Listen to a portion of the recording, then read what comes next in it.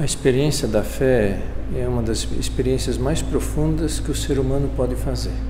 Todos nós, seres humanos, temos direito à felicidade, independentemente da verdade em que acreditam.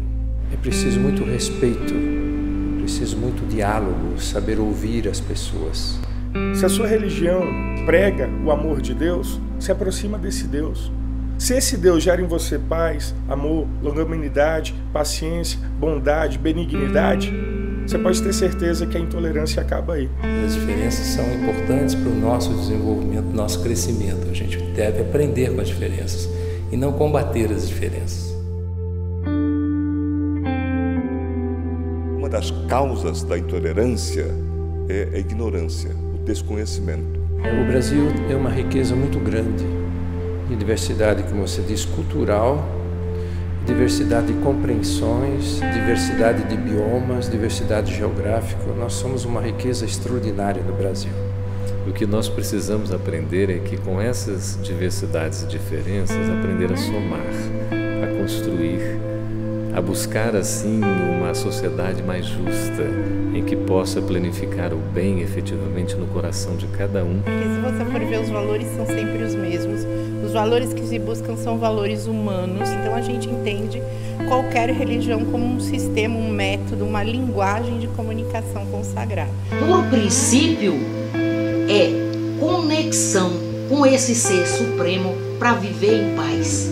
Todas as manifestações religiosas têm suas riquezas, têm seu aprendizado que a gente pode tirar. Não existe uma religião A, B ou C melhor do que a outra. Então, quanto mais a gente se abre para conhecer as outras religiões, isso naturalmente leva à tolerância. O outro é sempre um irmão, a outra é sempre uma irmã. Essa relação de fundo nos ajuda a nos querermos bem. Isso não só da tolerância religiosa, isso da harmonia religiosa. Eu acho que é isso que todos nós almejamos.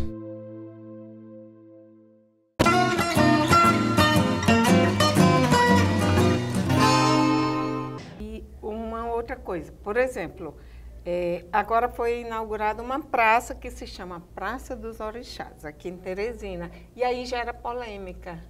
Se fosse com outra religião, será que geraria tanta polêmica? Praça dos Orixás, aquele bairro da cidade, ele traz um elemento contraditório, importante da gente observar. Ali tem uma atuação do poder público do município que apoiou a presença dos orixás ali. O problema é que esse mesmo poder público da Prefeitura de Teresina tem projeto para tirar a população do bairro São Joaquim, constituída especialmente de população de negros e de negras, e que também confessa sua fé no candomblé e na umbanda. Ou seja, os orixás podem ficar lá, mas os filhos dos orixás vão ter que sair? Falando em poder público, o Estado é laico desde 1890. Mas, assim, explica para quem está em casa o que é o Estado laico e, na conversa, como é que ele funciona aqui, porque, de fato, não existe laicidade. Esse Estado que foi criado em 1500, com a intervenção dos portugueses e com a Igreja Católica implementando sua fé cristã, ele nos traz um problema porque a primeira Constituição brasileira ele já nos impõe que a Igreja Católica e a religião católica apostólica romana era a religião oficial do Estado. Embora depois disso tenha sido superado, mas ficou um hábito nos gestores públicos que, embora na Constituição seja um Estado laico, no sentido que todas as religiões têm o seu lugar garantido e que o Estado não pode ser representante de uma fé religiosa, mas os gestores carregam, a maioria deles, a fé cristã, católica ou evangélica e faz essa fé o seu roteiro político do Estado. É por isso que a gente tem dificuldade de fazer a escola, desde o primeiro ano de escola até o doutorado. E as pessoas não discutem esses outros sagrados porque tem um comportamento, tem um hábito desses gestores que está impregnado da fé cristã, que faz com que o Estado seja laico na Constituição, mas na prática ele seja um Estado que professa o cristianismo ou pela linha católica ou pela linha evangélica. Me diga, sua dissertação foi lá na comunidade costaneira Tronco. Você viveu lá 165 dias. Como é que foi? Eu fiquei 9 meses para desenvolver uma pesquisa sobre as identidades e o território da comunidade quilombola. Nesses 9 meses, eu dormi 165 noites e passei 165 dias em pleno contato com as pessoas da comunidade. Nos intervalos de ida e volta, isso significa que nós tivemos muitos dias à luz do sol e na sombra da noite, de muita interação com a identidade quilombola. E essa vivência se chama observação? Na pesquisa é chamada de observação participante ou de participação observante, tem uma outra perspectiva, e é também chamado de etnografia, que são condições que exigem que o pesquisador, ou recomenda que o pesquisador, se trabalhar nessa perspectiva, precisa ter muito contato com o público com quem desenvolve o seu trabalho de pesquisa. E os aspectos principais que você observou? Eu sei que é muita coisa o estudo, né? Mas a gente, assim, uns aspectos interessantes que você observou na comunidade. É uma comunidade quilombola? É uma comunidade quilombola que, para nós, que não temos contato com os povos de quilombos, uma primeira noção que a gente tem na cidade, na universidade, é que são comunidades isoladas. Na verdade, teríamos que entender que o isolamento não é da comunidade, é um isolamento das pessoas que estão fora da comunidade. A cidade sabe muito pouco da comunidade quilombola, a universidade sabe muito pouco sobre a comunidade quilombola, pesquisadores sabem muito pouco, porque estes é que estão isolados das comunidades. Os historiadores não vão às comunidades, e os poetas não vão às comunidades, os escritores não vão às comunidades, e por isso chamam isso de isolamento, que não é um isolamento da comunidade, e sim de nós outros.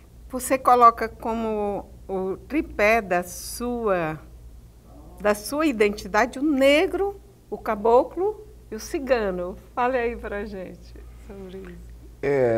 Eu convivo com o tema do movimento negro e de quilombos há mais ou menos 15 anos, com quem eu tenho aprendido, especialmente a me conhecer melhor. Eu venho de uma família, meu pai é neto de índia e de negros, e minha mãe tem uma linhagem com ciganos. Então, quando eu digo que eu venho desse tripé de relações raciais, é no sentido de dizer que a minha pesquisa com comunidade quilombola, ela não é uma pesquisa isenta das minhas raízes, que também venho da roça e que tenho pele de branco, no sentido da pigmentação, mas eu tenho uma origem que eu não fujo dela, e meu discurso, meu debate, minha escrita, minha poesia, ela tem essa identidade que dialoga com essa minha raiz e com os povos com quem eu venho construindo e aprendendo saberes. Áureo, defina o Áureo com um poema seu, já que você é um poeta e assuntador. É o mais complicado, é um poeta se definir. Porque é um poema que eu escrevi sobre identidades. E como assuntador, é um exercício poético e filosófico. E ele gira entre a pergunta, quem é você? E depois, no final, quem sou? Eu diria que eu sou um assuntador do ponto de vista de quem olha para o mundo e para si mesmo, e que também eu me autodenomino como homem do saco. Isso tem uma história para chegar nessa definição, e tem um aspecto poético, porque eu venho de um lugar que se chama saco, mas eu também sou filho do vento, sou filho do fogo, sou filho da água, sou filho da terra, sou filho do trovão, do relâmpago e de outras coisas que estão por trás, na frente, do lado, do vento, do trovão, da terra, né? Nessa perspectiva de quem está dizendo que é filho de cigano, de índios, de caboclos, de negros. Então, é uma poesia que também dialoga com essa coisa materializada e com a coisa imaginada, do lugar de onde eu estou vindo. Então, como poeta, eu diria que a melhor definição é que eu sou um ser em busca de autodefinição. Já tenho alguns endereços poéticos, históricos, étnicos, mas no sentido poético ainda é uma obra em definição, em construção, que dialoga nisso. Quem sou como filho da terra, como filho do sol, como filho do vento, como filho do fogo, do relâmpago. Obrigada, Áureo.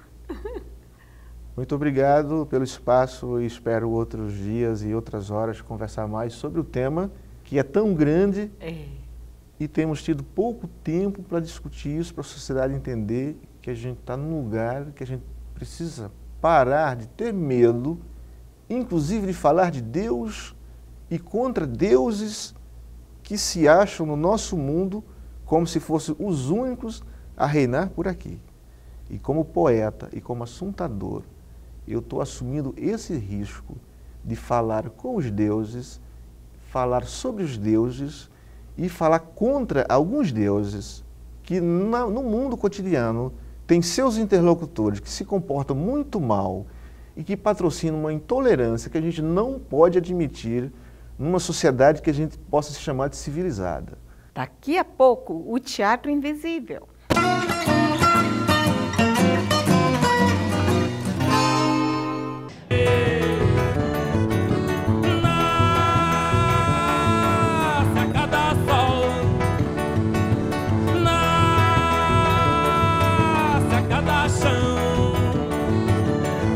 Somos nós e o nosso tom que estamos chegando agora pra cantar o nosso canto e cantaremos sem demora. Somos nós e o nosso tom que estamos chegando agora pra cantar o nosso canto e cantaremos sem demora. E também pra lhe dizer que nosso canto é pra valer. E também pra lhe dizer que nosso canto é pra valer. Emanda caro, emanda caro, emanda caro, emanda caro, emanda caro, emanda caro,